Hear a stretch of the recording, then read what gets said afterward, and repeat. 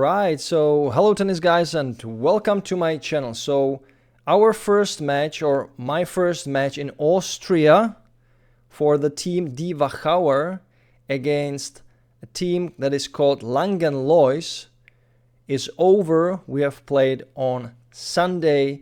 It was a quite unsure whether we are going to play or not, because there was a lot of rain coming, but eventually we started. Even we played in some, rain, but during the day the weather got better and better, so we managed to finish the match. We have lost 7-2, or let's say 2-7, but this match was one of the most interesting ones in my whole career, and there are several points I want to talk about, and that were so new for me and so kind of refreshing and nice to see, and I have never experienced them ever before in my 30-year plus career of hitting a tennis racket. So I will go through the things that just happened, like the whole story that was really something for me. I can't stop thinking about it. So when I arrived at the club at 9 o'clock, I was greeted by by like 6-8 young guys, very young guys at the club. And of course, my fellow partners from my team. And I was immediately thinking like, oh, okay, so there will be another match. Some, younger team is also playing the same day on the same courts. They have just 4 courts, so that will be a long day. But few moments later, my captain, or our captain of my team, just told me that all of the young guys I have met outside are our opponents, are from the opponent's team. And I was blown away. And I will just go through the years they were born in. So the number 1 was born in 2009, number 2, 2008, number 3, 2008, number 4, 2007, number 5, 2008, number 6, 2005. So the average age for the team, and I'm talking about an adult team. This is an adult. It is called the Allgemeine Klasse. It means that in this category, anyone can play, but usually there are grown men, But this team has an average age of 16.66 years. In total, these guys have exactly 100 years in total, the age. 6 guys, 100 years. On the other hand, our team is just a little bit older. So, number 1, it's me, born 1984. Number 2, born 1972. Number 3, born 1992. Number 4, born 1989. Number 5, born 1974. Number 6, born 1986. Our average age is 41.83. In total, our team is 51 years old. That's like exactly 2.5 times older than the young pistols we have faced. I have never seen such a young team, and not only young, but also so talented. Every one of those guys looked like a tennis player. Great body, great fitness level, the great overall physique for tennis. And not only that, what surprised me, and I was like watching the matches when I finished my match, I was like, okay, so this guy, okay, my opponent obviously was playing with the Yonex racket.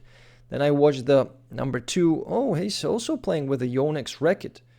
Number 3 is also playing with the Yonex racket. Number 4, Yonex. Number 5, Yonex. Number 6, Yonex. The whole team was using Yonex rackets. I have never seen whole team using the same brand of rackets. Never in my life. So these two things made the match so special, so unique, because when something happens for the very first time and you are not kind of used to it or you didn't experience it before, it is just mind-blowing, it is refreshing, it is nice, it gives you just more like energy and motivation. And I always like to see young players playing tennis on a level that is really, really something. You can see that those players were training properly. They were heading towards, their ambition is to go from the Kreisliga A to the Landesliga, which is, an even like level or 2 levels higher, a pretty high league. I actually never played such a high league. So they were really kind of bold. They played really well a modern type of tennis. So very much spin oriented, powerful, strong. They remind me. Those guys actually remind me like Casper Ruud in the way they hit the ball and how they played. It was a really, really nice match. And now to the match of myself, my match. So I was hitting the match against a guy that I have played against his father before, and my father was playing against his father, and we always won against the father. And this was the first time I have lost against this family, let's say. And they were super happy and super excited. The boy was like jumping in joy when he beat me. So a fantastic, experience. I was disappointed because I think I could have just pulled a little bit better performance. I lost 6-4, 6-1, but most of the time during the match, it was like 30-30, like most of the games. And there was always the situation that I wasn't just able to pull off the next 2 points, or I lost some stupid games where I was in the lead like 40-15 and I couldn't serve them out. I made some easy mistakes, but those mistakes were made because the guy on the other side of the net was so good that I was kind of like afraid to play a weak shot. So I pushed myself really to the limit. And I realized also that the Wilson RF rackets I'm using are not that good in a situation where you really feel threatened from the opponent, where he is really more kind of spin, like a spin machine, and the timing for me to hit the ball is like very, very weird. I couldn't find my rhythm, the proper rhythm. I didn't know where to hit the ball, like early or late. When I hit it late, I had no power. When I hit too early, I was losing control because I couldn't find the sweet spot with the RF rackets. So that was another kind of like reminder that the RF rackets are excellent when you are in charge, when you are kind of more aggressive on the court with some flatter shots. But when you face a guy like, and I will exaggerate, I will just put it over the top. Like if you watch the final between Sinner and Alcaraz, it was like a very similar situation. So Alcaraz has won the first set very closely, 7-6, but the second set he dominated 6-1, and it was like the similar case. I was kind of close in the first set, 6-4, like lost 6-4, but it was really close. You could feel the tension, like it's like few points. But in the second set, he was more dominant, although there were also like close points, but he was just more dominant, more confident. And I felt like his spin shots were really putting a lot of damage to me, to my shots, to my game. And also that happened with Alcaraz and Sinner.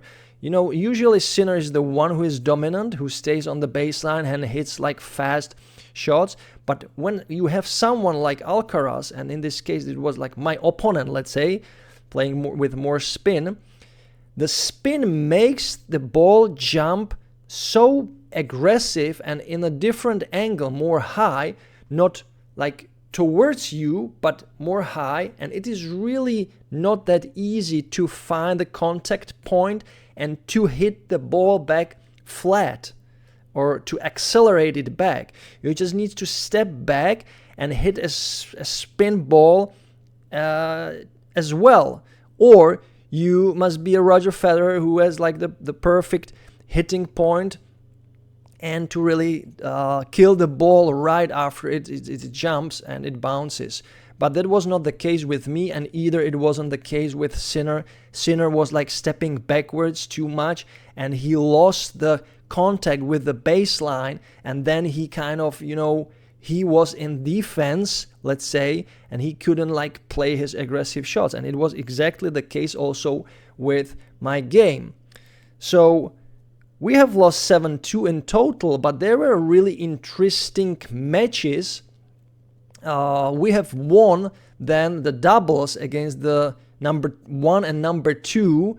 It was a spectacular doubles. I have played with my partner who didn't play the singles match, who just came for the doubles, and he is an experienced doubles player, but he got some injury during some car accident recently, and he played amazing. He played amazing tennis, and we have won the match in a thrilling, final session, the champions tiebreak. We were losing already 5-8, and we managed to win 5 points in a row, so we secured the win 10-8 in an amazing battle, amazing finish. I was super happy, and I also felt like it makes sense like to play tennis also against these young pistols, because they were not that experienced during the doubles, which was our strong point, playing on the net. They were not that experienced on the volleys,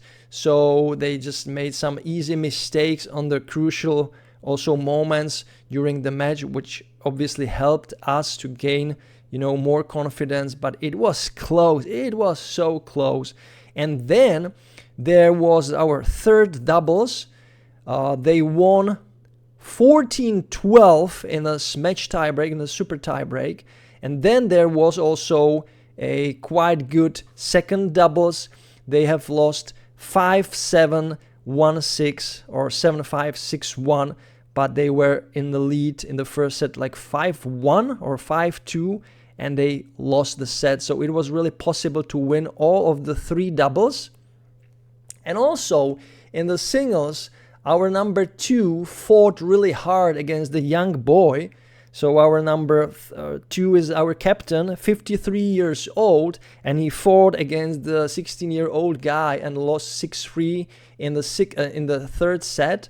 And then our newcomer, new guy who is playing for the first time in our club, in our team, he lost also 6-3. He is 39-year-old, and he played against a 19-year-old guy, and he also lost 6-3 in the third set. So if you count these close losses and if you convert them into wins, it was even possible for us kind of to win the match 5-4 or at least to lose 4-5. Now, just one interesting thing about the Austrian system, how it works there, and what I really, really like is that if you win a match 9-0, 8-1, 7-2, you receive 4 points. Your opponent will not receive a single point. And you have just 4-0 win in the tab, in the ranking. But if you manage to win at least 3 or 4 matches during the during the competition, so you lose 6-3 or 5-4, you have at least 1 point, and the team who is victorious has 3 points. So it's like 3-1 in the final rankings, which is great because it makes the matches more intense. You are always motivated to play the doubles, not just skip them, because it was happening in the Czech league. Why we don't receive any extra points if we lose like 5-4. We don't receive any extra points. We just lose 5-4. So the opponent's team is victorious and he received the full points for the victory. So very often after the singles, when the standing is like 5-1, we just write down the doubles like we don't want to play, or I want to play always, but some of the people just say, I don't want to play doubles anymore. I just want to go, biking, or on a motorbike, or I don't just want to go swimming, or I don't want to play tennis in the afternoon. So we just write the result, like fake result. So that's something super annoying in the Czech league. It's happening all over the Czech Republic. In every of the competition, it's happening like on a I would say like a daily basis. And how you can't improve in the doubles if you don't play doubles. So it's just, I don't like that system, and that's why I also decided for the next season I will just skip playing in the Czech Republic, because it's getting like worse and worse. And also the camaraderie, how it is called, is not really like there, because everyone is like rushing from the matches home to do their stuff. But in Austria, people are more like, they are more friendly kind of. They just stay there. We drink beer, we grill, and we just chat, and also with the opponent's team. And it's like you feel like in a family there. So yeah, guys, this was I just wrapped up our first play in the Austria for the team Wachauer. The next weekend on Sunday we are going to play against Kföll team, and there will be a very interesting opponent for me, a guy who I have lost the last season. It was the last match, and I fought a very long match. It was like 3 hours or maybe even longer, and I lost in the third set. I don't know if it was like 6-4, 7-5. So it was really, I believe, close, or maybe even 7-6, and it was a hell of a match. And yeah, I will probably face this guy who is actually, I believe, older than I am, and who played a fantastic tennis, really fantastic physical tennis. And yeah, it will be very interesting. So guys, that's all for now. Let me know, what do you think about such a young team and all the teams playing with Yonex? I don't know actually if they were like sponsored. I didn't see any logos hanging in the club. It was just maybe their kind of decision, like individual decision. They just maybe shared the rackets, and they just all came to the point where they wanted to play with a Yonex racket because they just felt like it's the best solution for them. But it's really interesting to see that, very rare to see that. And if you see Yonex, it's just kind of, it makes you smile, because Yonex, Japan, the quality, really, really awesome rackets, and those young pistols were all very much awesome. So guys, thank you so much for watching. And as always, enjoy tennis, play tennis, watch tennis every time, every day. And don't forget to enjoy the manooovrlbity. Bye, guys. You can't be serious, man. You cannot be serious! That ball was on the line!